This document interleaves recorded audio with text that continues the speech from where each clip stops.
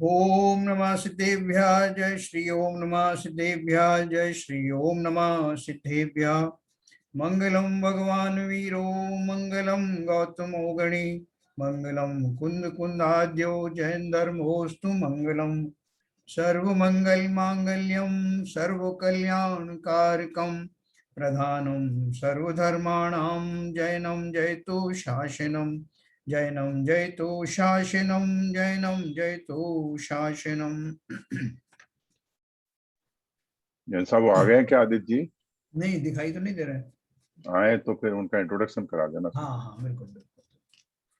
तो पंचलब्धि हम पढ़ रहे हैं doctor Ujjwala Shah, page number 28, 28 page पर।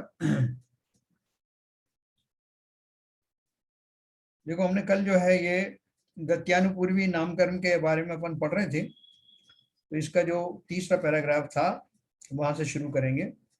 गत्यानुपूर्वी नाम कर्म का उदय विग्रह गति में अर्थात मोड़ वाली गति में पाया जाता है, परंतु ऋजु गति से या सीधा गमन करके उसी समय में अन्य भाव में पहुंचने वाले जीव के इसका उदय नहीं पाया जाता। कल किसी ने पूछा था ये क्वेश्चन कि ऐसे भी कोई है क्या कि जो ऋजु गति से जाते हैं अदर देन सिद्ध। तो एक जिस जीव को उत्पन्न होना है वो ऐसी जगह पे उत्पन्न होना है जहां हमारी वर्तमान जो लोकेशन है वहां से बिल्कुल डायरेक्ट जाना, सीधा है जाना, कहीं मुड़ना नहीं है, तो वो ऋजु गति होगी। एक समय में वहां पहुंच जाएगा, या तो हॉरिजेंटली ऐसे या वर्टिकली ऊपर। तो किसी भी दिशा में अगर वो एक ही डायरेक्शन में बिना किसी मोड़ के जाता है तो वो ऋजु गति कही जाती है। और ऋजु गति में जाने वाले जीव को ये इस तरह का ये गत्यानुपूर्वी वाली कर्म का उदय नहीं होता। तो उन्होंने पूछा कि ऐसा ऐसा क्यों है, और उस अन्य विशिष्ट गति संबंधी आकार कब प्राप्त होता है। वो उस जीव को जो ऋजु गति से गया है उसको वो आकार कब मिलेगा, क्योंकि ये जो बीच में गत्यानुपूर्वी तो है नहीं, विग्रह गति जो है वो उनकी एक समय की, एक समय में पहुंच गया। तो उन्होंने उसका उत्तर दिया, दोनों प्रश्नों का उत्तर एक ही है। संस्थान नाम कर्म के उदय से जीव को उस विशिष्ट गति संबंधी आकार प्राप्त होता है। अपन ने संस्थान वाला पढ़ा था ना अभी, कैसा आकार होगा, लंबा होगा, चौड़ा होगा, ऊपर से चौड़ा होगा, नीचे से पतला होगा, ये सब संस्थान में पढ़ा था अपन ने। तो ये बोल रहे हैं उस संस्थान नाम कर्म के उदय से उस जीव को वह आकार प्राप्त होगा। अब वो जो ऋजु गति से जा रहा है वो उसको आकार कब मिलेगा। उन्होंने बोला आहार पर्याप्ति के पहले समय से ही संस्थान नाम कर्म का उदय प्रारंभ होता है। पर्याप्तियां अपन ने पढ़ी थी ना, आहार पर्याप्ति, शरीर पर्याप्ति आदि पढ़ी थी ना। तो वो पर्याप्तियां उनकी, फिर इंद्रिय पर्याप्ति पढ़ा था अपन ने, श्वासोच्छ्वास पर्याप्ति पढ़ा था, ये सब पढ़े थे ना।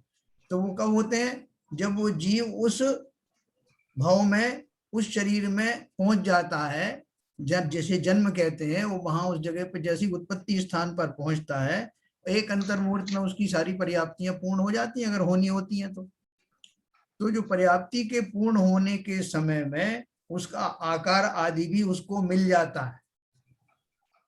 अभी जो अपन ने जो पहला वाला जो पढ़ा था विग्रह, जो अपना गत्यानुपूर्वी कर्म, उसमें भी यही हो रहा था। विग्रह गति के समाप्त होते ही वो जीव जन्म स्थान पर पहुंचेगा और वहां उसकी पर्याप्तियां पूर्ण होती हैं। तो पर्याप्ति पूर्ण होने पर वो जो कुत्ते का शरीर अभी तक आकार जो धारण किए हुए था वो मनुष्य आकार ग्रहण कर लेता है, उसकी पर्याप्ति पूर्ण होने में वो भी एक फैक्टर है। इसी तरह से यहाँ जो ऋजु गति में जो पहुंचा है उसको वो जो है गत्यानुपूर्वी कर्म रास्ते में नहीं पड़ता, वो सीधा ही एक समय में वह जन्म स्थान पर पहुंच करके और उसको वो उस पर्याय संबंधी आकार की प्राप्ति हो जाती है संस्थान नाम कर्म के उदय के कारण। क्योंकि पर्याप्तियां कहाँ पूरी होती हैं, जन्म स्थान पर। तो इसका मतलब ये हुआ जी कि जब जीव ऋजु गति में जा रहा है हाँ और पिछली जैसी पर्याय छोड़ी हाँ तो उसका एक समय का काउंटडाउन शुरू हो गया ऋजु गति में। हाँ हाँ तो जैसे ही हो गया तो संस्थान नामक नामकर्म से उसके शरीर की जो रचना है वो उसका आकार उसके तेजस और कर्मांड शरीर को लेके जाती है। मतलब जब तक वो जाके वहां वो दूसरी पर्याय में पहुंचता है एक समय के अंदर ही। हाँ एक समय, उसी समय, एक समय का मतलब उसी समय में। हाँ उसी समय में, हाँ उसी समय में सारी घटनाएं एक साथ होती हैं। जी हाँ, वो एक जो जगह जो होती है और उसको जिस पर्याय में जा रहा है उस शरीर की रचना का शुरू होना, और तेजस शरीर को साथ जाना, कर्मांड शरीर साथ जाना, और उसकी आहार जो आहार आहारक व्याप्ति आयर पर पर्याप्त। प्राप्ति है, हाँ प्राप्ति, क्योंकि विज्ञा गति में भी चाहे भले ही एक समय का है, उसको आहार की तो जरूरत पड़ती है। नहीं, जो एक समय वाला जो जीव है ना, वो हाँ निराहार रहता नहीं है। क्यों नहीं रहता? हाँ, क्योंकि वही तो कह रहा हूँ, हाँ निराहार नहीं ये रहता है, वही कह रहा हूँ। तो बराबर सही कहा। वो भी ये सारे कॉम्बिनेशन, सारे हाँ रिक्वायरमेंट एक समय के अंदर ही पूरे हो जाते हैं। सिंक्रोनाइज होके, और जब जीव वहां पहुंचता है तो एक अंतर्मुहूर्त में उसकी सारी प्राप्तियां प्राप्त मतलब संपूर्ण हो जाती है। बिल्कुल। देखो ऐसे ऋजु गति में जी कौन सी आत्माओं को जाने का मौका मिलता है, मतलब कौन से कर्म होते हैं जिससे मिलता है, और इससे क्या क्या देवलोक को ही सीधे जाते हैं या और किसी पर्याय में भी चले जाते हैं? नहीं, मैंने अभी बताया 1 मिनट पहले ही मैंने ये बात बताई थी कि वो जरूरी नहीं कि वो देवगति वाला जीव ही हो या सिद्ध गति वाला ही जीव हो, है ना। जैसे हम जहाँ हमारी लोकेशन है, वर्तमान लोकेशन है, इस जी लोकेशन से कोई जीव को अगर ऐसी जगह पे जन्म लेना है, क्योंकि हमने तीनों लोक का कोई स्थान नहीं छोड़ा जहाँ जन्म नहीं लिया है, जी तो जब वो जीव जो है वो जाता है, तो मान लीजिए कि हमारे जस्ट सिर के ऊपर वाले भाग में मुझे कहीं उत्पन्न होना है, वायु काय का जीव बनना, जी। या मान लीजिए हॉरिजेंटली किसी जगह जाकर के कीड़ा बनना है, अच्छा, दाहिनी तरफ कीड़ा भी जाकर के बन बनना है, बाई तरफ जा। ऋजु गति कीड़े के उसमें भी मिल जाती है? ऋजु गति किसी भी गति में जा सकती है ना, उसका फर्क क्या है खाली कि जो जीव जहाँ उत्पन्न होने वाला है वो बिना मोड़ के अगर उस स्थान पे पहुंच जाता है तो वो ऋजु गति कहलाएगी। अच्छा, मैंने नीरजा सोचा जी, ऋजु गति अच्छी उसको ही मिलती होगी, जैसे कोई देवलोक हो गया है, क्योंकि इसमें मोड़ नहीं आ रहे हैं। नहीं नहीं, देवलोक के अलावा भी मैं बोल रहा हूँ कि जैसे किसी जीव को तिरंज गति में ही जाना है, जी मान लीजिए यहाँ से जिस लोकेशन पे अपन बैठे हैं यहाँ से मर करके कोई जीव को एक तिरंज गति में जाना है, मक्खी बनना है, मच्छर बनना है, और वो एक पर्टिकुलर जगह पे उत्पन्न होना है, और वो पर्टिकुलर जगह बिना मोड़ के पहुंचा जा सकता है। अच्छा जैसे बिना मोड़ के का अर्थ क्या है कि वैसे बिल्कुल बगल में एक ही साइड में एक डायरेक्शन में जीव बिल्कुल सीधा जाएगा, वहां पहुंच जाएगा। अच्छा। इसका मतलब ये हुआ जैन साहब, ये जो ऋजुगति का जीव है, हाँ, जो एक जगह जाता है, वो क्षेत्र के हिसाब से डिसाइड होता है। क्षेत्र के हिसाब से बिल्कुल। हाँ क्षेत्र उसके बिना मोड़ के अगर वो क्षेत्र मिलता है हाँ तो वो हाँ, ऋजुगति से ही जाएगा, चाहे बिल्कुल हॉरिजेंटल बिल्कुल हो चाहे वर्टिकल। बिल्कुल सही है। अभी जैसे तो मान लो इसका और फर्दर क्लैरिफाई करता हूँ। इससे पर्याय से कोई संबंध नहीं है, कौन सी हाँ पर्याय में जाना है। बिल्कुल सेकेंडरी में भी जा सकता है जा ना? सकता है, बिल्कुल जा सकता है। तो उसमें भी देखो अभी पढ़ा था मैंने, अभी फोन पे जी 4 बजे के करीब पढ़ा था। हाँ, तो अभी देखो ये मान लीजिए देवगति, मैं हाँ इसको और फर्दर एक्सप्लेन करता हूँ। जैसे किसी जीव को जो है नीचे जाकर के, मतलब नीचे जमीन के नीचे जाकर के फिर हॉरिजेंटली 10 मील दूर जाकर के एक पर्टिकुलर स्थान पर जन्म लेना है, तो वो पहले हाँ, ऐसे जाएगा, या तो पहले हॉरिजेंटल जाएगा और फिर वर्टिकली डाउन जाएगा, है ना। वो इस तरह से उसका एक मोड़ आ जाएगा, ऐसे एक गया और दूसरा इधर गया, दूसरा मोड़, फिर उधर से मान लो फिर उसको कहीं और जाना है, तो ऐसे 3 मोड़ मैक्सिमम होते हैं, और 3 मोड़ों को मुड़ते हुए जाने में 4 समय लगते हैं, चौथे समय में वो जीव वहां पहुंच जाता है। पहुंच जाता है। 3 समय तक अनाहारक रह करके चौथे समय में वो 9 कर्मों का आहार ग्रहण करता है।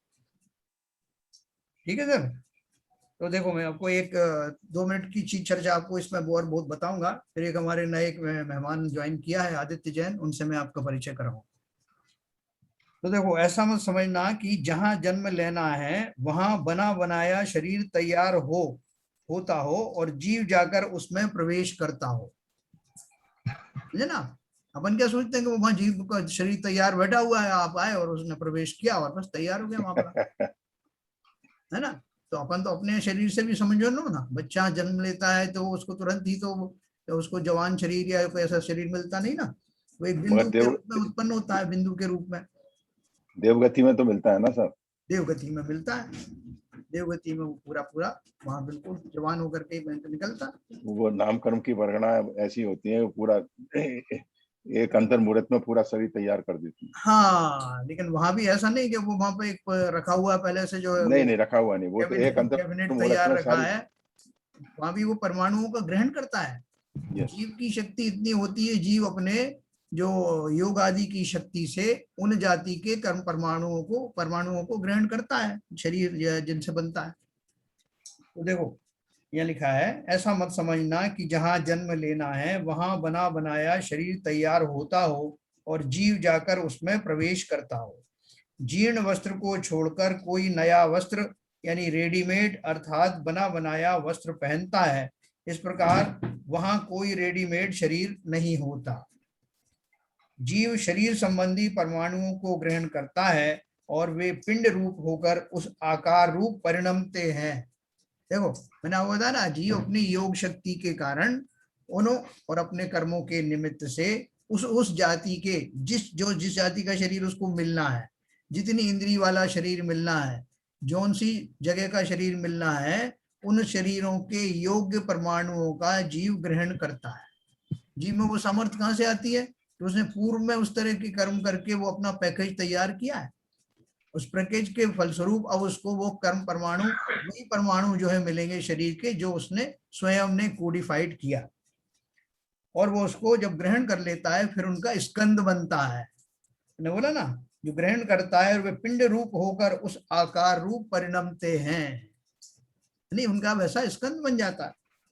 हे जीव, शरीर के इस आकार पर मत रीझना, इनके स्पर्श आदि को अपना स्वरूप मत मानना। इनका उपादान तो आहार वर्गना है और निमित्त है कर्मों का उदय, है ना। आहार वर्गनाओं से बना और निमित्त क्या पाया? उन कर्मों का, अमुक अमुक कर्म का उदय, जिसमें शरीर आदि, शरीर नाम कर्म है, बाकी दूसरे नाम कर्म है, गति नाम कर्म है, इन सबका जो उसमें योगदान रहता है, सब सिंक्रोनाइज हो जाते हैं, उसमें कहीं कोई गफलत नहीं होती। इनका उपादान तो आहार वर्गना है, क्योंकि उनसे उनका निर्माण होता है, और निमित्त कर्म का उदय है। अपन हर एक घटना में एक उपादान होता है और एक निमित्त होता है। तो उपादान उसे कहते हैं कि जो स्वयं ही उस रूप परिणमित हो, जो वस्तु के समस्त भागों में पाया जाए, उसे उपादान कहते हैं। और निमित्त कौन सा होता है? जो वहां मौजूद होता है, जिसकी उपस्थिति में कार्य होता है।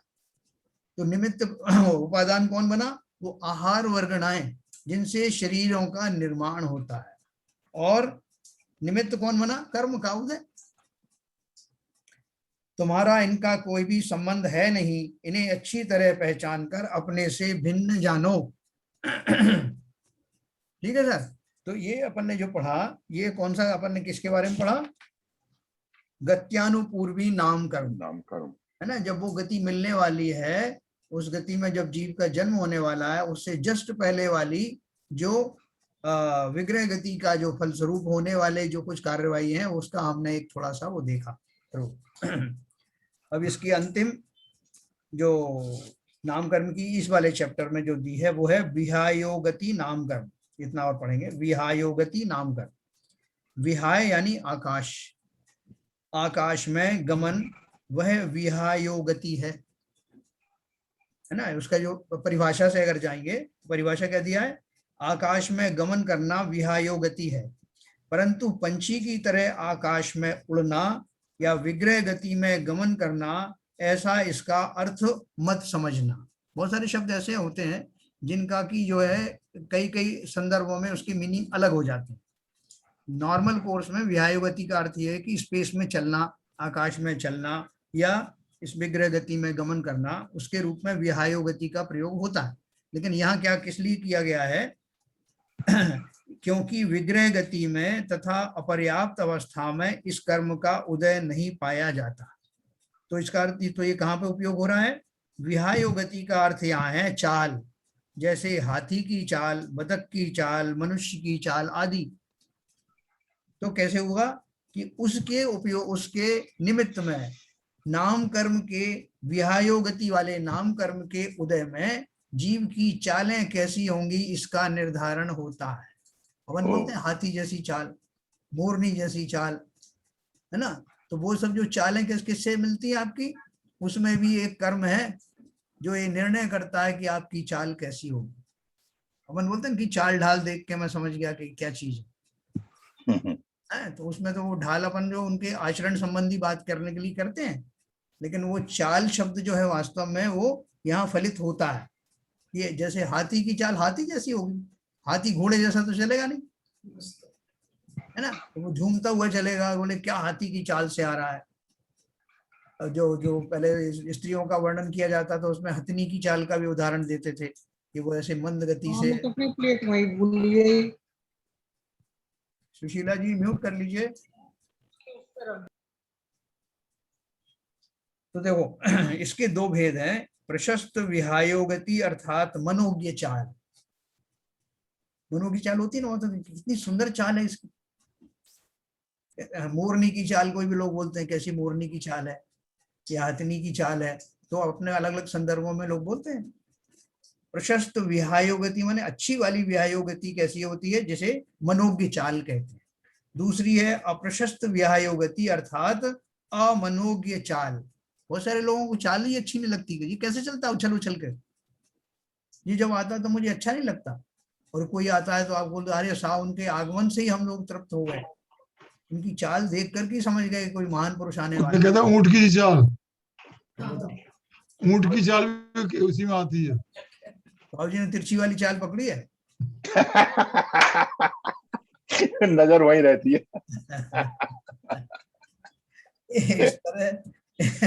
इस तरह हमने 14 पिंड प्रकृतियां देखी, गति 4 है ना। अभी अपने जो पिंड प्रकृति है ना ग्रुप वाली हमने जो प्रकृतियां देखी वो कौन कौन सी हैं।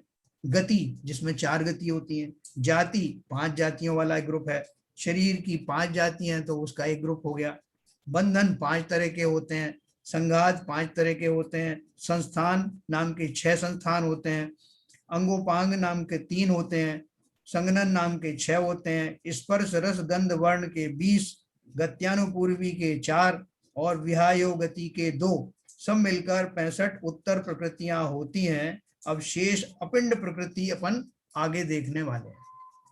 देखो इसमें मैं आपको एक बात विशेष बताऊं कि अपन ने कल जो सीवी जन साहब पूछ रहे थे ना, पेज नंबर 26 के ऊपर स्पर्श रस गंध वर्ण नाम कर्म जब मैंने पढ़ा था तो उन्होंने पूछा था साहब इसमें जो है वो आंखों का तो कोई वर्णन है ही नहीं, देखने का तो कुछ वर्णन है नहीं, ऐसा था ना प्रश्न आपका। जी सर। तो देखो ये जो स्पर्श रस गंध वर्ण नाम कर्म ये किसका है, शरीर का। जो शरीर मुझे प्राप्त हुआ है उसका स्पर्श कैसा होगा, उसका रस कैसा होगा। शरीरों का रस होता है कि नहीं, उसका स्वाद होता है।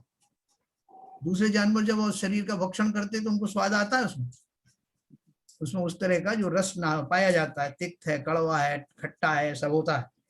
गंध होती है, शरीरों में गंध होती है कि नहीं, उस गंध को सूंघ करके वो पुलिस के कुत्ते सूंघ लेते हैं कौन अपराधी है।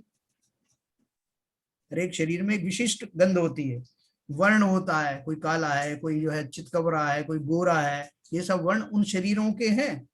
और वर्ण अब देखिए तो ये जो 4 तरह के जो कर्म जो बताए नाम कर्म, ये शरीर के बताए। जो शरीर मुझे मिला है वो शरीर में इन क्योंकि पुद्गलों का पिंड है ना, और पुद्गलों में पुद्गल परमाणुओं में सब में ये चारों गुण पाए जाते हैं। इनके मिक्सचर से बनने वाला वो स्कंद रूप शरीर में एक अनूठा ही रस होगा, अनूठा ही स्पर्श होगा। ये तो इसकी बड़ी खुरदुरी जो है खाल है, पूरा शरीर बड़ा खुरदुरा है, कोई बड़ा चिकना है। तो ये सब जो कुल मिला करके जो स्कंद बना उसमें ये जो गुण पाए जाते हैं। अब आप कहोगे कि जो है इनको अपन को ऐसा भ्रम ना हो जाए कि ये मेरे जो है वो परखने के जो लिए दिए मुझे, रस चखने के लिए या गंध परखने के लिए, उसके लिए इंद्रियां हैं। ये तो मेरे शरीर के गुण हैं जिन्हें दूसरा जान सकता है, मैं भी जान सकता हूँ। और जो रस नाम का गुण है उसको ग्रहण करने के लिए जैसे मेरे पास जिह्वा इंद्रिय है, इंद्रियों के माध्यम से हम दूसरी वस्तुओं में जो वो भी पुद्गल की हैं उनमें पाए जाने वाले स्पर्श रस गंध वर्ण आदि के लिए मेरे पास 5 इंद्रियां हैं। अब इसमें आपने बहुत अच्छा क्लैरिफिकेशन दे दिया जी क्योंकि ये बहुत बड़ी भ्रांति थी और इस पहलू से तो अनभिज्ञ थे हम अभी तक।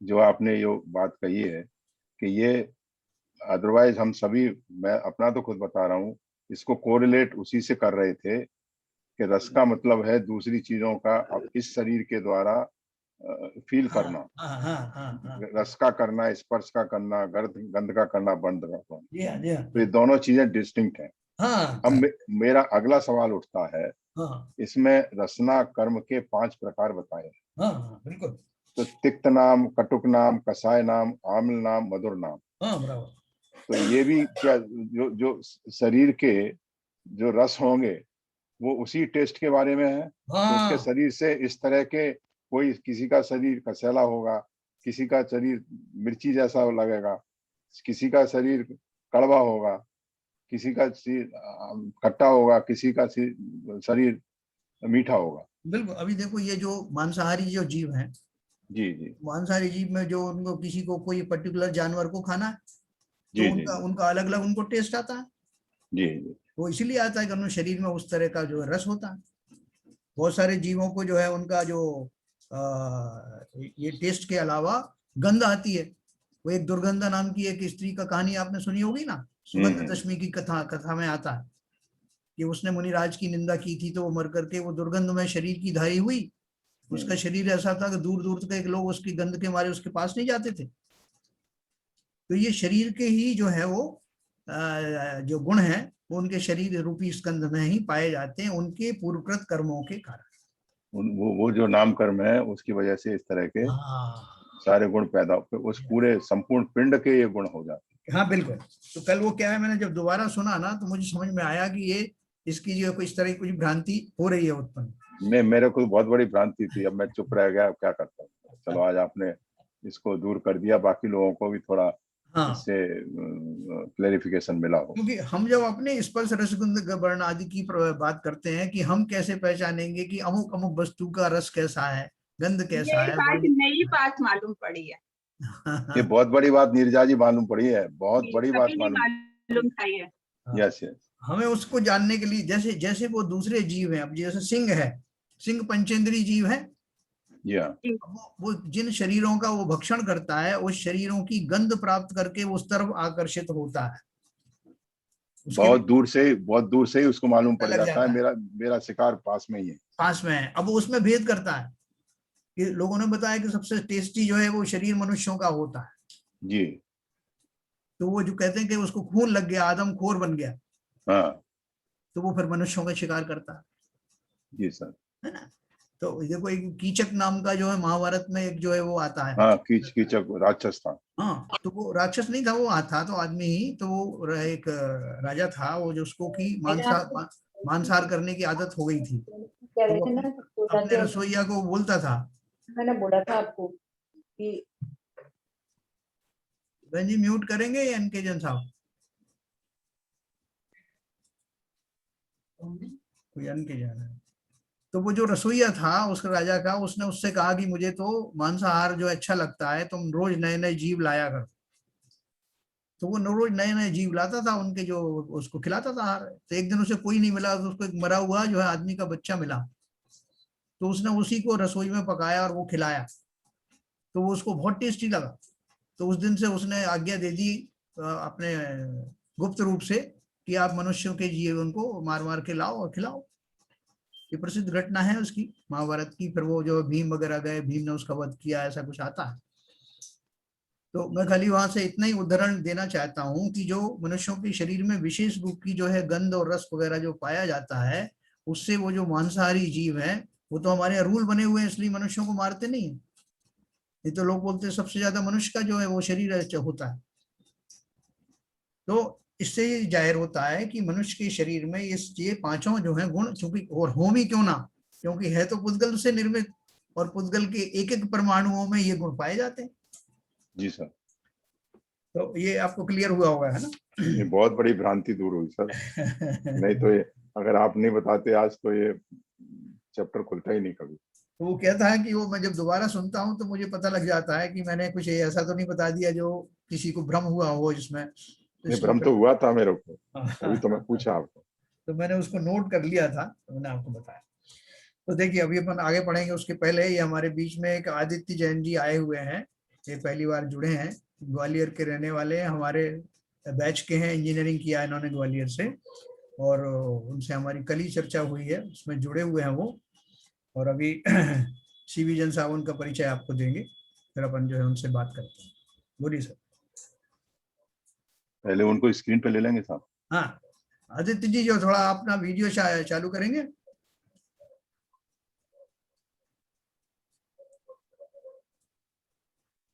आदित्य जी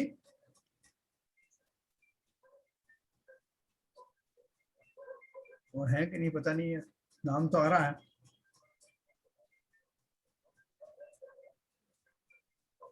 चलिए बाद में बात कर लेंगे, तो शायद कल आएंगे तो बात करेंगे। परिचय दे दें अभी।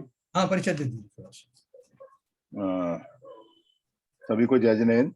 ये आदित्य जैन जी जिनका अभी थोड़ा सा ओपनिंग परिचय हमारे एसके जैन साहब ने दिया है।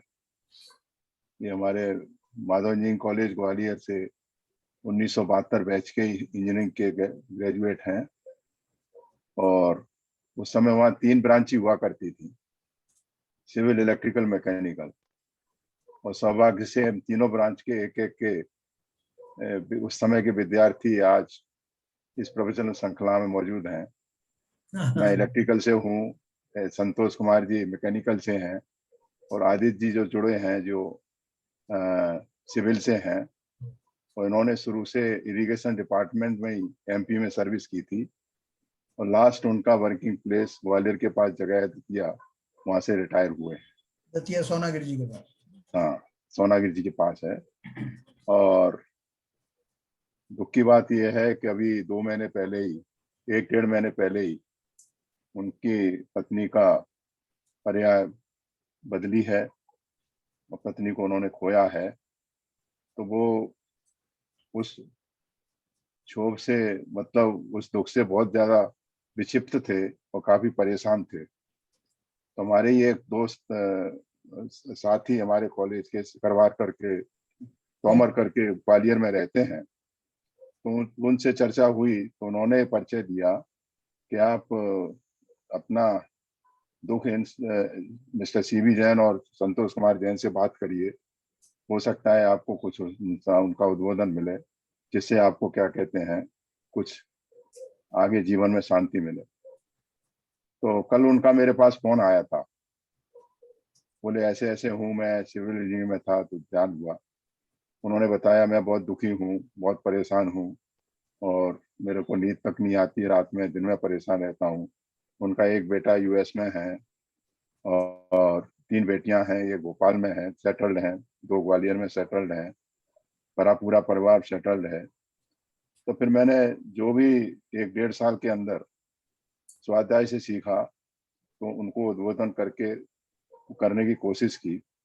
फिर मैंने कहा कि देखो आपको पता नहीं है, हमारे साथी हैं संतोष कुमार जी, वो शुरू से प्रवचन देते रहे हैं, मंदिर में तो 8 साल से दे रहे हैं और करीब 25-30 साल से स्वाध्याय करते रहे हैं और उनसे भी बात करिए। तो उन्होंने कहा नहीं, मेरी उनसे बात हुई है और आज के दिन उनकी मीटिंग फिक्स थी सुबह 11 बजे।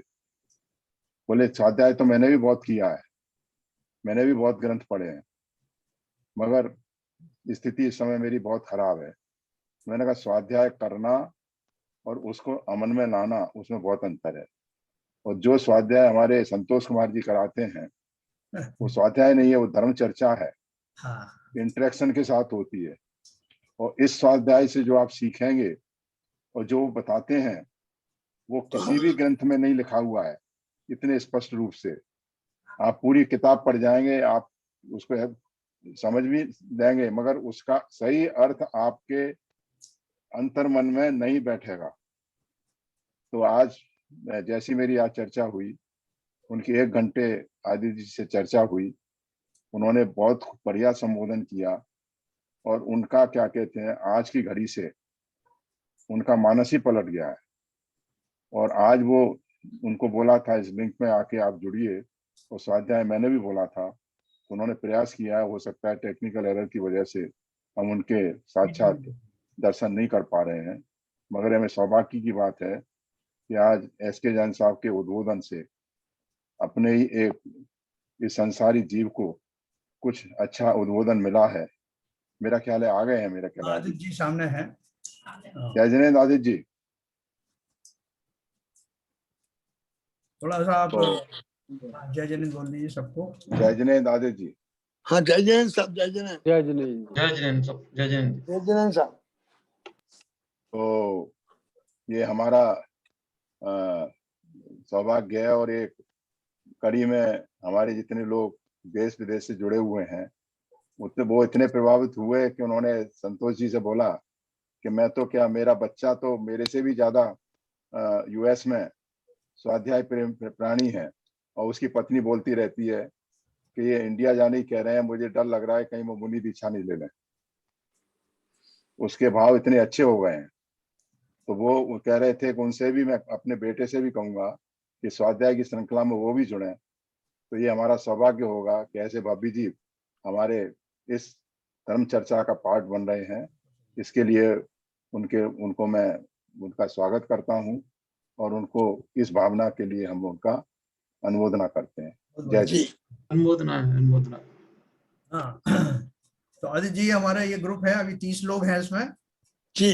और थोड़ा सा उद्बोधन आपने सुना होगा अभी जो आपने ज्वाइन किया। हाँ। तो ये उज्ज्वला शाह जी की जो पुस्तक है पंचलब्धि आपने पढ़ी? हाँ जी।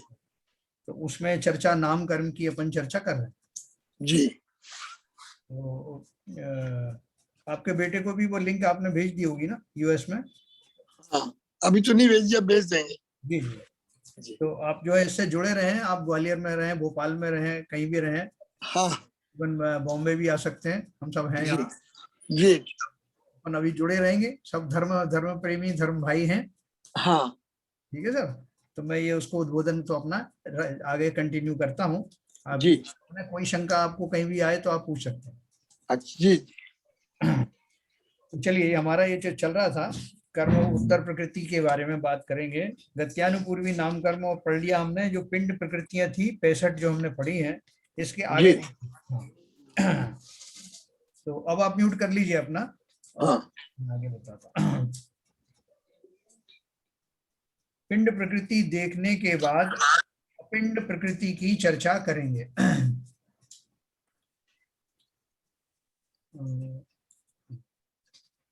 अपिंड प्रकृतियों की चर्चा करेंगे। अगुरु, लघु, उपघात, परघात और उच्छ्वास, इन चारों को समूह रूप से याद रखना आसान है। उनका कार्य अब देखते हैं। जो बाकी के कर्म बच गए ना, नाम कर्म की जो और प्रकृतियां हैं, उनके बारे में अपन चर्चा करेंगे। देखो, एक सबसे पहला आता है अगुरु लघु नाम कर्म। ये बहुत विचित्र कर्म है। इसमें क्या क्या, इसमें दो ड्वेल एक्शन होते हैं। कौन कौन से एक्शन होते हैं? इस कर्म के उदय से शरीर लोहे के गोले की भांति ना तो अति भारी होता है, या आंख के फूल की भांति अति हल्का होकर उड़ जाता है। इसलिए उसे अगुरु और अलघु मिलाकर अगुरु लघु कहते हैं। हम सबके शरीर कैसे हैं कि ना तो बहुत भारी है कि वो हिले ही नहीं, ना इतने हल्के हैं कि हवा के झोंके में उड़ के चले जाए। तो इन जीवों जो शरीर हैं, उन शरीरों में वो इस तरह की उसमें वो दशा होती है, जिन दशाओं के कारण वो जो है जीवों में, ना तो वो जो उनका जितना शरीर है उससे हल्का कभी होते हैं, ना उससे भारी होते हैं, जो उनमें नॉर्मली पाई जाती है। इस कर्म के उदय से शरीर। सर एक डाउट आ रहा है। हाँ बोलिए। जैसे पिंड प्रकृति जो नाम दिया है, तो ये जो हमारा पुद्गल के स्कंद हैं, उनकी प्रकृति के बारे में था वो? नहीं, पिंड प्रकृतियों का मतलब ग्रुपिंग का है, जिनमें जो है एक से ज्यादा जो है उसके जो भेद हों, उनको ग्रुपिंग करने के लिए उनको पिंड प्रकृतियां बोला है।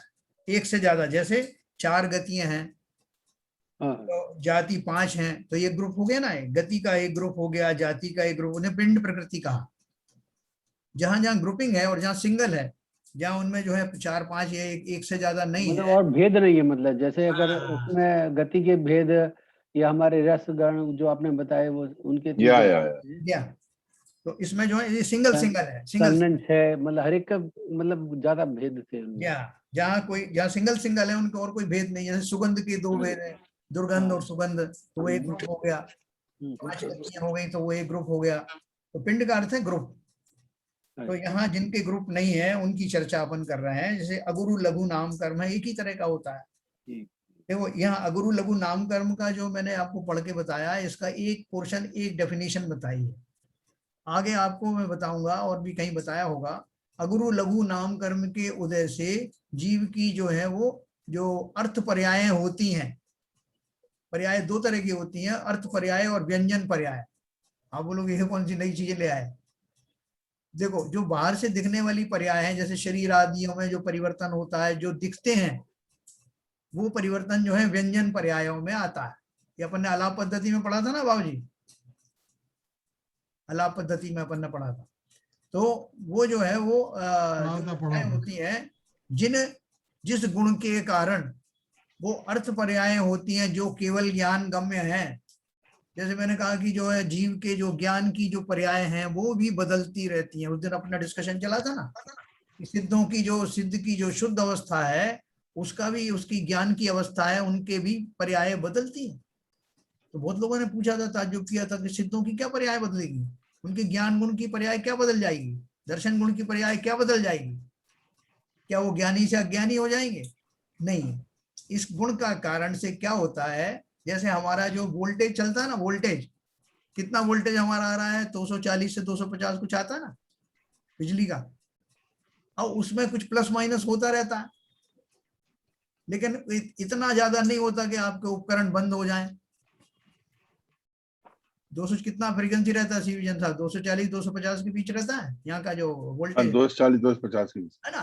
तो अब वो 240 250 के बीच में जो वेरिएशन आता है, वो वेरिएशन क्या सिग्निफिकेंट होता है कि हमको पता लग जाएगा और बहुत इक्विपमेंट बंद हो जाएंगे? नहीं होता। उतना वेरिएशन के लिए डिजाइन रहता है, उतना डिजाइन रहता है, और उस डिजाइन में वो सब जो है सारी चीजें चलती रहती हैं, उनमें कहीं कोई कमी नहीं आती। और ये तो फिर भी बहुत बड़ा 40 से 50, हमने 10 का जो फर्क कर दिया, लेकिन वहां जो होता है बड़ा सूक्ष्म होता है। षटगुणी हानि लाभ जो होता है वो उतना होता है, वो मैं आपको कभी विस्तार से बताऊंगा। तो वो जो केवल ज्ञान की पर्याय में होने वाला वो ज्ञान है, उस वोल्टेज की तरह से थोड़ा सा उसमें वेरिएशन तो आ जाता है, उसी को पर्याय बदलना कहते हैं। लेकिन उसकी वजह से वो 3 लोगों को जो उनका जो जानना है उसमें कमी नहीं आती, है ना। वो ऐसा सूक्ष्म जो है वो चेंजेस होते हैं जिनसे उनके ज्ञान में, अवलोकन में किसी तरह का कोई कमी नहीं आती। लेकिन फिर भी पर्याय परिवर्तन जो है हर एक द्रव्य का स्वभाव है, इसलिए उनको भी होता है। सब एक प्रश्न यहाँ उठता है। हाँ बोलिए। ये अगुरु लघु नाम का जो कर्म है, जी तो उसमें बताया आपने, ना तो इतना भारी होता है कि लोहे की तरह, ना आग के फूल की तरह अति हल्का होता है। हाँ तो अभी अगर इसको व्यावहारिक दृष्टि से देखें, हाँ तो जो जीव इस लोक में जमीन पर हैं हाँ और जो चल रहे हैं, तो उनका जो चलना उठना और जो रहना, जमीन से उड़ते नहीं है, ऊपर उठते नहीं है, तो उसमें जो मेन रोल प्ले करता है ग्रेविटेशनल फोर्स। अगर वही शरीर आज अंतरिक्ष में जाता है तो उड़ने लगता है। तो ये जो शरीर का स्थिर रहना जमीन पर या स्पेस में जाके उड़ना, शरीर तो वही है। हाँ देखो उसमें भेद क्या पड़ता तो है, उसमें शरीर तो वही है, मगर सिचुएशन जो चेंज हो रही है because of the gravitational force. तो मैं इसको ये नहीं कह रहा हूँ कि इसमें गलत लिखा हुआ है, जी जी, इसको श्रद्धान के साथ मैं सही मान रहा हूँ, मगर इससे किस तरह से विवेचन करके इसको समझ पाएंगे। हाँ मैं बताता हूँ। देखो क्षेत्र काल भव भाव के हिसाब से वस्तुओं में परिवर्तन होता है। क्षेत्र के हिसाब से मतलब देखो, जैसे अभी अपन बोलते हैं, एक मोटा एग्जांपल देता हूँ कि हम जितने भी जो जीव हैं यहाँ पर इंडिया में रहते हैं, तो अपनी मर्जी से गंदापन करना, अपनी मर्जी से रहना, जैसे से बिना डिसिप्लिन रहते हैं। जब हम कोई जो है फॉरेन कंट्री में जाते हैं, यूएस वगैरह जाते हैं, तो वहाँ की जो कल्चर है उसको अपना लेते हैं। वहाँ ऐसी साफ सफाई भी हम रखते हैं क्योंकि क्षेत्र की डिमांड है। एक बहुत क्रूड एग्जाम्पल है ये। तो उसी तरह से क्षेत्र की अपेक्षा से वस्तुओं में परिवर्तन होता है। जैसे अंतरिक्ष का आपने उदाहरण दिया, वो क्षेत्र से क्षेत्रांतर होने, उस क्षेत्र की ऐसी योग्यता है कि वहां जाने वाले जो द्रव्य हैं उनमें इस तरह का जो बदलाव पाया जाता है।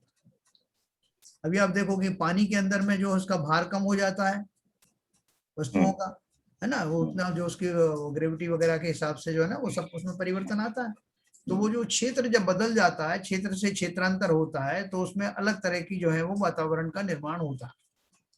लेकिन ये जो बताया, ये सामान्य रूप से बताया गया है। सामान्य रूप से जो शरीर में जितनी ग्रेविटी है, अभी आप देखो एक बिल्कुल छोटा सा एकेंद्रीय जीव भी होता है ना, जिसे अपन फूंक मारते हैं और वो उड़ जाता।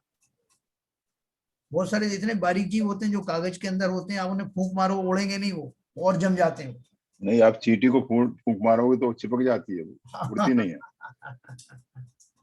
है ना, कुछ जीव जब वो उनकी जो शक्ति नहीं होती और उस टाइम में वो ज्यादा चौकन्ने नहीं होते, सजग नहीं होते, तो आपने फूंक मारा तोड़ जाएंगे, लेकिन जरा उनको लगे कि यहाँ कहीं से हवा आ रही है तो वो एकदम चिपक जाएंगे। बारीक से बारीक जीव।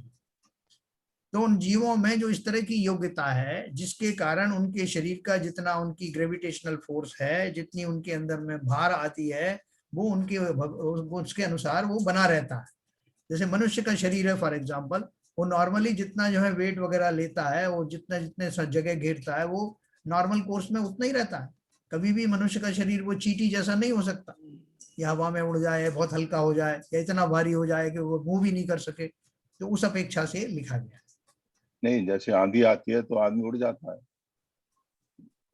हाँ, तो वो अति हल्का तो होगा, मतलब रुई की तरह तो नहीं उड़ेगा ना। नहीं, जब बहुत ज्यादा डोरंड आता है तो वो परिस्थितियां बदल नहीं, गई ना। लेकिन साहब ये दोनों मोटे पर- पतले तो होते हैं ना आदमी। हाँ, मोटे पतले होने दो, उसमें कोई बात नहीं है। मोटे पतले अच्छा। होने का तो ये नहीं है पतला वाला है तो उड़ ही जाएगा।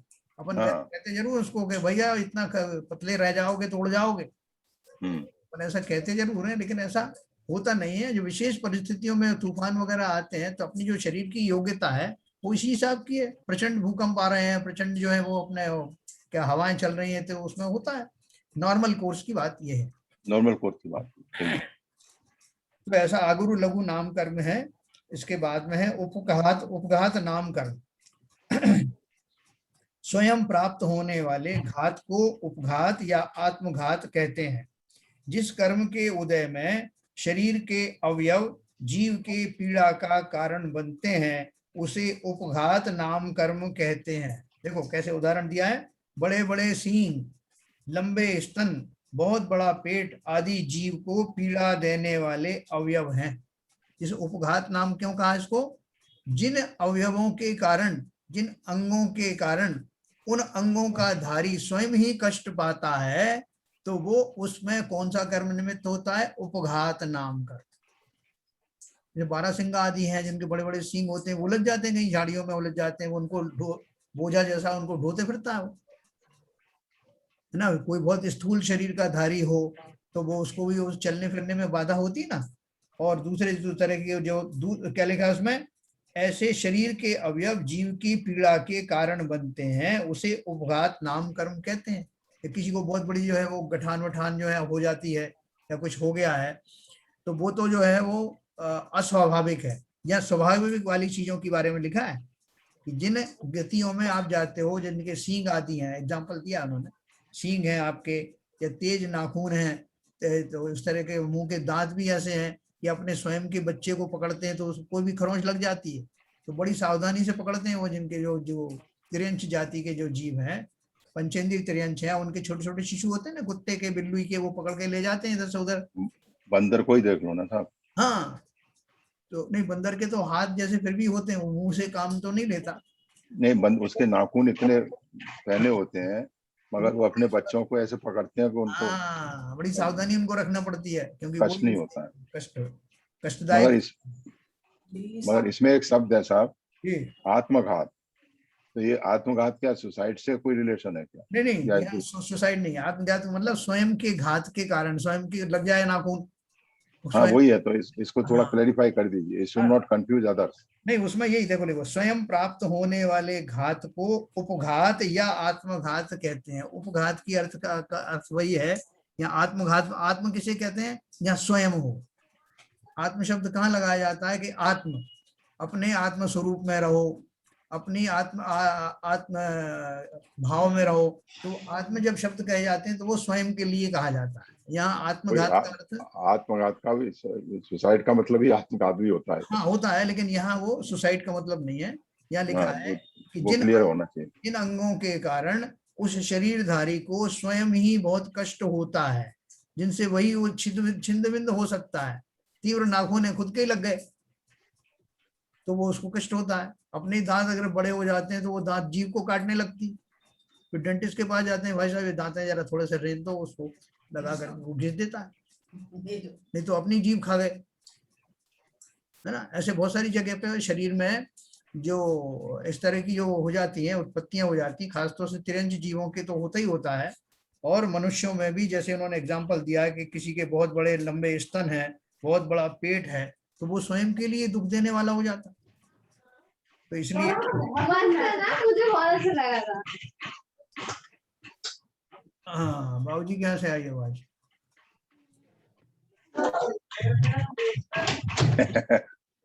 इसमें ये अच्छा सिस्टम पकड़ में आता है कि कहाँ पे जो है वो जयकारे बोल रहे हैं। एक्चुअल गाय का आज वो है ना, आशी का बर्थडे है, अच्छा अच्छा, तो मैं बाहर क्या आया हुआ हूँ। Okay okay okay. नहीं नहीं, वो चलो अभी बधाई हो, आशी बधाई आई हो थी।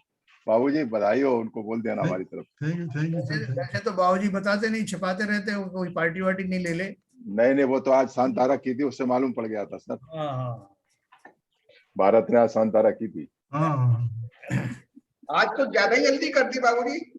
हाँ, आज बहुत जल्दी कर दी थी। और जल्दी हो गई अब तो। वो जितेंद्र है ना, उसको जाना पड़ता है, वो वो परेशान जाना हो पड़ता गए। मैं, और वो रह जाए, हम लोग का क्रियाएं कर लें, पूजा कर ले वो, उसके बाद में उसको अभिषेक करने को भी न मिल पाए, तो ये बड़ी बड़ी हम लोगों को तकलीफ होती है इससे। नहीं बाबूजी, ये तो मैं भी सोच रहा था। बाबूजी टाइम को मेंटेन करिए आप। हाँ जल्दी, मैं कोशिश करूंगा और जल्दी करूंगा।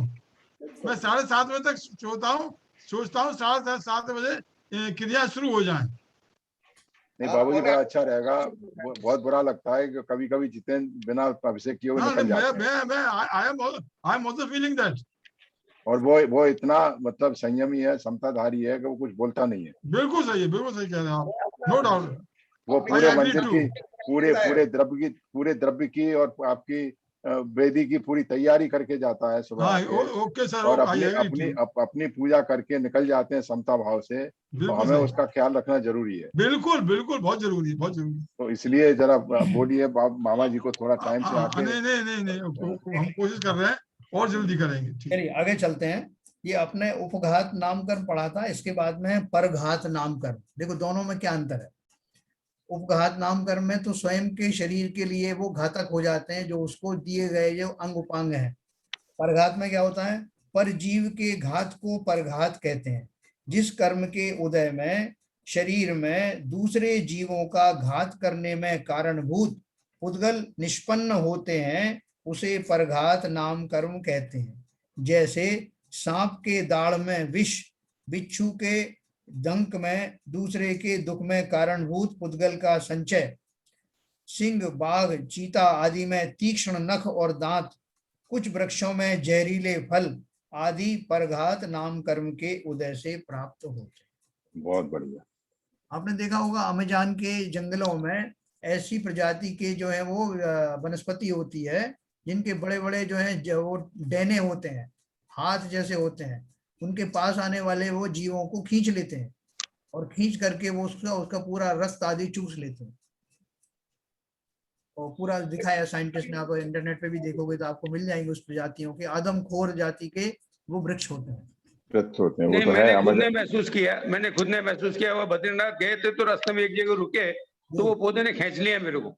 अच्छा, हाँ, पौधे ने खींच लिया, वो पास में था, उसके पास खड़ा था, उसने खींच लिया मेरे को, और खुजली चलने लगी, भयंकर खुजली चलने लगी, बड़ी मुश्किल छुड़ा के आया।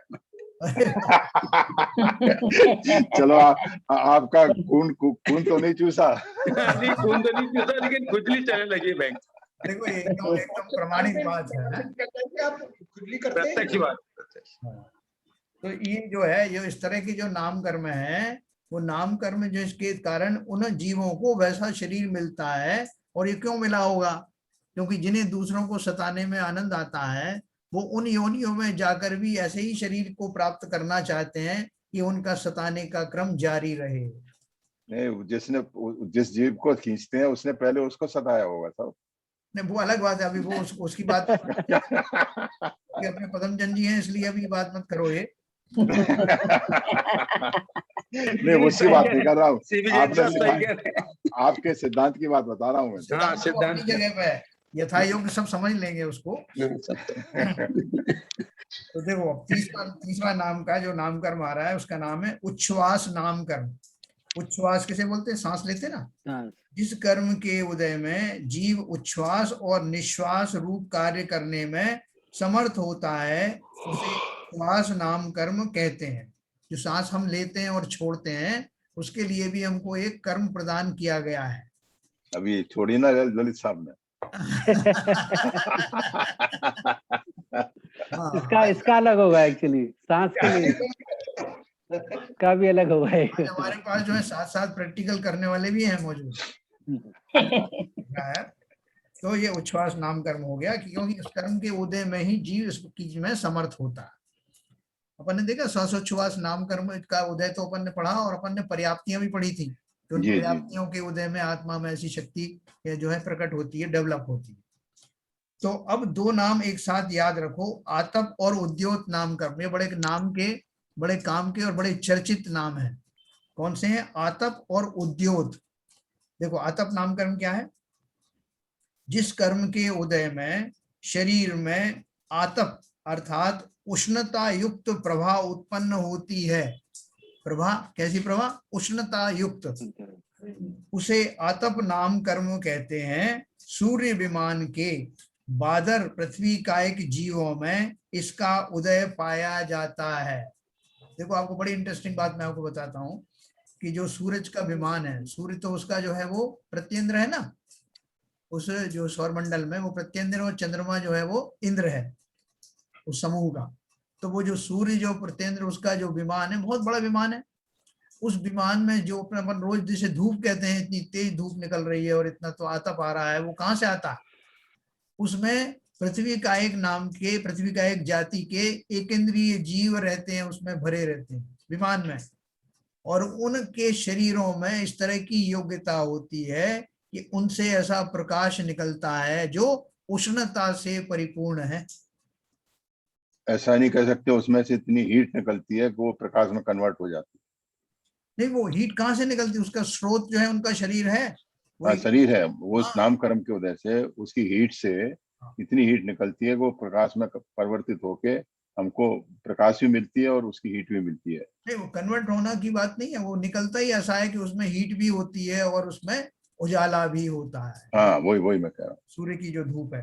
तो ये हुआ आतप नाम कर्म। इससे मैंने दो सिद्धांत आपको बताए।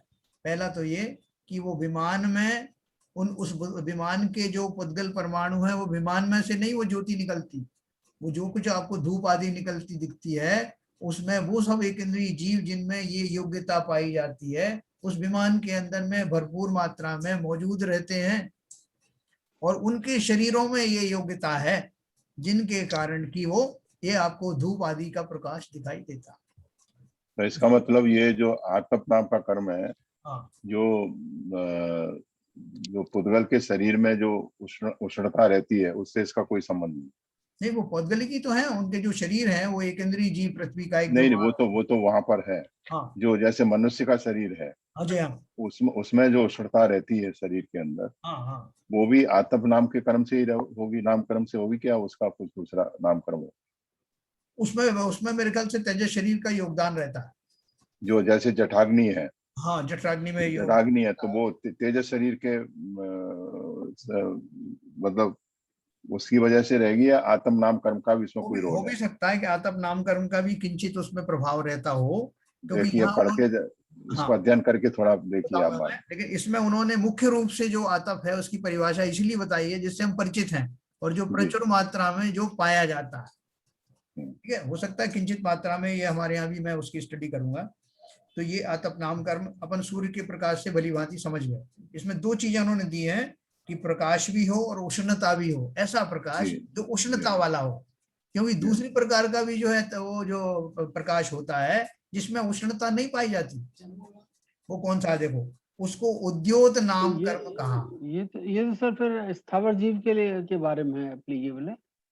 तो सूर्य तो मतलब स्थावर जीव में आ जाएगा ना, पृथ्वी का एक, जल का एक, अग्नि का एक। सूर्य नहीं आया, सूर्य तो जो है व्यंतर देव है, सूर्य तो ज्योतिषी देव है ना, ज्योतिषी देव है ना, सूर्य की बात नहीं कर रहे। लेकिन उसके विमान में रहने वाले जो एकेंद्रीय जीव हैं वो पृथ्वी का एक जाति के हैं, स्थावर जीवों में पृथ्वी कायक होता है ना, पृथ्वी कायक, जल कायक, वायु कायक, अग्नि कायक। तो ये अग्नि कायक नहीं है, माइंड इट। तो कौन से हैं? पृथ्वी कायक हैं, लेकिन उनके शरीरों में ऐसा गुण पाया जाता है कि जिनसे आतप भी निकलता है और प्रकाश भी निकलता है। उनका प्रकाश में ही आता सूर्य है। विमान से जैसा मतलब मैं जैसे समझा कि सूरज के बारे में, सूर्य सन के बारे में, वो नहीं है, वो ये अलग चीज है। सन का विमान है, सन के विमान में ही से जो अपन कहते हैं सूरज से धूप निकलती है ना, तो ये जो रोज सुबह हम सूरज देखते हैं उसी के बारे में सर ये सूर्य विमान? उसी की बात कर रहे हैं। उसी जो सूर्य है उसका वो विमान है जो अपन को दिखता है आसमान में, वो सूर्य नाम के ज्योतिषी देव का विमान है। उस विमान में वो ज्योति कहाँ से आती है, वो धूप आदि कहाँ से आती है, उसका सोर्स उन्होंने बताया कि उस विमान के ऊपर में विशेष पृथ्वी का एक जीव होते हैं जिनके शरीर से प्रकाश, उष्णता वाला प्रकाश निकलता है, जिसको हम धूप के रूप में देखते हैं। ठीक है सर, इसका अर्थ क्या है कि ऐसा प्रकाश भी होता होगा जिसमें उष्णता नहीं होती, तो उस ऐसे प्रकाश का नाम क्या कहा जाता है? उसमें आतप ना कह के उसे उद्योत कहते हैं। जैसे चंद्रमा का, जैसे चंद्रमा का उद्योत नाम कर्म, जिस कर्म के उदय में शरीर में उद्योत अर्थात उष्णता रहित प्रभा उत्पन्न होती है। जैसे चंद्रमा की जो चांदनी है उसमें ठंडक होती, उसे उद्योत नाम कर्म कहते हैं। जुगनू भी तो होता है साहब। जुगनू का भी उदाहरण आएगा। यस, अच्छा है इसमें। चंद्रबिंब के पृथ्वी का एक जीव जुगनू तथा और भी है, जैसे कुछ मछली वगैरह होती है जो कि चमकती है, बिल्कुल, इसलिए रोशनी देती है, तथा अन्य जीवों में यह पाया जाता है। ठीक है सर, तो ये उद्योत नाम कर्म का जो है उदय होता है, उन जीवों में होता है। फिर देखो उसमें एक जो मैं बोल रहा था ना, नीचे लिखा है, तुम पूछोगी अग्नि का एक जीवों में आतप नाम कर्म का उदय होता होगा, क्योंकि अग्नि में उष्णता भी है और प्रकाश भी है ना। लेकिन इन्होंने पृथ्वी का एक जीवों की बात करी है, तो उसका एक क्लैरिफिकेशन दिया है, अग्नि का एक जीवों में आतप नाम कर्म का उदय नहीं पाया जाता, उनमें उष्णता है मगर उसे आतप नहीं कहते, तेज कहते हैं। तेज का एक जीव भी बोलते हैं अग्नि का एक जीव को। यह उष्णता उष्ण स्पर्श नाम कर्म के उदय से होती है। सूर्य बिंब के पृथ्वी कायकों में सर्वांग उष्णता रूप प्रभा है, उसे आतप कहते हैं। चंद्रबिंब के उष्णता रहित प्रभा को उद्योत कहते हैं। और जो ऊपर क्या दिया उन्होंने, ये जो तेज है जो अग्नि का एक जीवों का, उसको क्वालिफाई किया है, यह उष्णता उष्ण स्पर्श नाम कर्म के उदय से होती है। रेडियम जो चमकता है वो कायम आता है, उसमें कोई जीव होते हैं क्या? रेडियम वगैरह होता है ना, वो चमकता है रात को। हाँ, वो भी उद्योत नाम कर्म से होगा। कोई जीव होते हैं? कोई नहीं, जीव तो है ना, पृथ्वी का एक है ना, वो सब पृथ्वी का रेडियम वगैरह है। अरे रेडियम तो पृथ्वी का ही हुआ ना साहब। जो भी जितने भी जो पत्थर भी हैं, इवन पत्थर है, मिट्टी है, वो किसी जीव का, पृथ्वी का एक जीवों के शरीर है। अच्छा, वो भी उद्योत नाम कर्म से उसमें आएंगी ना, रत्न जो होते हैं। हाँ जी, जो रत्न होते हैं, रत्न चमकते हैं, वो भी उसी में आएंगे। हाँ, रत्नों में भी हो सकता है, वो ठंडी वाली नहीं, रत्न में तो रत्न में ऋतु जी लाइट का रिफ्लेक्शन होता है, रत्न खुद से नहीं चमकते हैं। नहीं, एक मिनट, तो क्या है कि जो बहुत सारे जब पृथ्वी का एक जीव की बात करते हैं ना, तो हीरा आदि जो है, तो कुछ रत्न ऐसे भी होते हैं जो स्वयं चमकते हैं। हाँ, उनको एकेंद्रीय जीव बताया गया ना। कुछ रत्न ऐसे भी होते हैं जो स्वयं चमकते हैं। नहीं, स्वयं चमक। देखिए, चाहे हीरा ले लो, चाहे कोई भी ले लो, ये पृथ्वी का एक इंद्रिय जीव तो है ही, इसमें तो कोई दो राय नहीं है।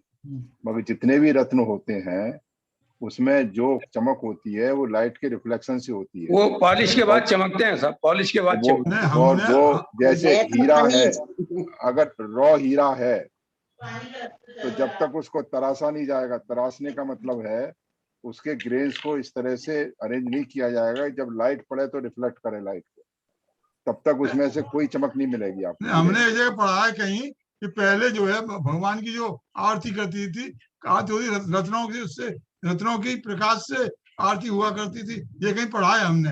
अब ये कहाँ तक सही है क्या तक गलत है ये नहीं कह सकते। नहीं नहीं बाबूजी, आपने सही पढ़ा है। वो जो जो आरती होती थी उसमें लाइट का रिफ्लेक्शन होता होगा।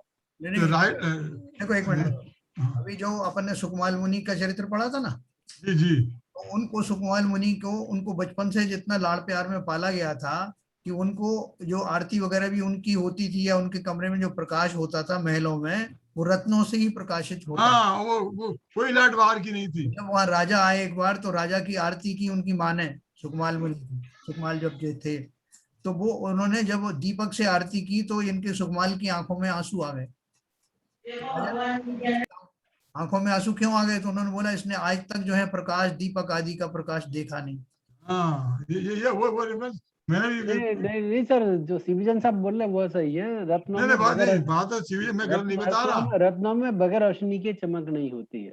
आप अंधेरे में आप घर पे देख लीजिए, घर पे डायमंड होंगे आपके कुछ तो, हाँ, आप कमरे अंधेरा करके आप डायमंड नहीं भाई साहब, डायमंड की बात नहीं हो रही है। बात ये हो रही है और भी कोई पत्थर हो सकते हैं, कोई तो डायमंड नहीं चमक- चमकता हो, कुछ नहीं, पत्थर ऐसे ही हो सकते हैं जो रात में चमकते हो। चलो अपन बाबूजी, इसको चर्चा बाबूजी, करेंगे। चमकेगा। बाबूजी जो है, जो जैसे जुगनू में क्या कहते हैं रात में भी चमकता है, तो उसमें उद्योत नाम कर्म का उदय होता है। जी जी ऐसे ही कुछ प्रतिविकायिक जीव होंगे यस, जो सही है, जो चमकते बिल्कुल होंगे, सही लाइन पहुंच गए, जिससे प्रकाश होता होगा। बिल्कुल सही चाहे लाइन पहुंच गए। सुकमाल मुनि का जो एग्जाम्पल दिया इसके सामने, या आपने जो सुना है कि पुराने रत्नों से आरती होती थी, तो वो पृथ्वी का एक जीव होंगे जिसमें उद्योत नाम कर्म के उदय से वो चमकते हैं। Yes yes yes. उनसे वो जब जीव निकल जाता है, लेकिन उनका जो शरीर रह जाता है ना, शरीर आदि जो रह जाते हैं, उनमें वो प्रकाश के नाम का जो गुण तो पाया जाता है। सीवी जैन साहब ने कितनी अच्छी तरीके से समझाया है, बहुत अच्छी तरीके से समझाया है।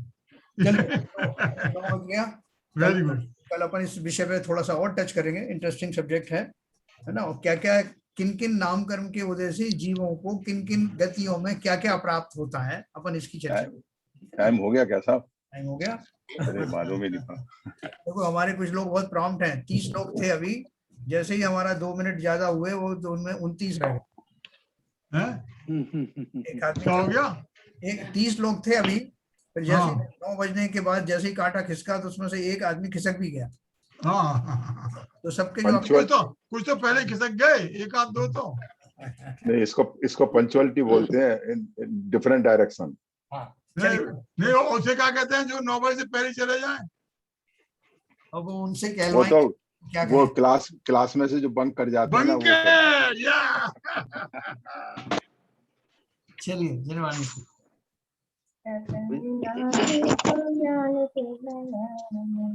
नित्यतम नाश को ज्ञान प्रकाश को बोलने दीजिए, एक ही को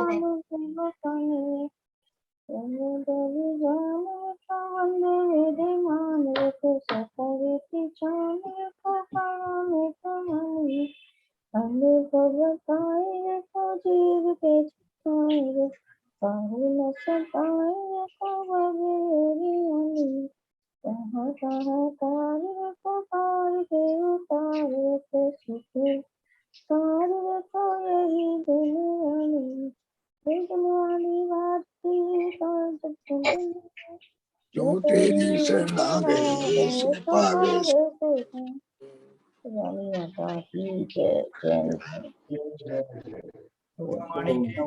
सूझे लोकालोक वाणी मस्तु। सदा देता तुम्हारी माता की जय।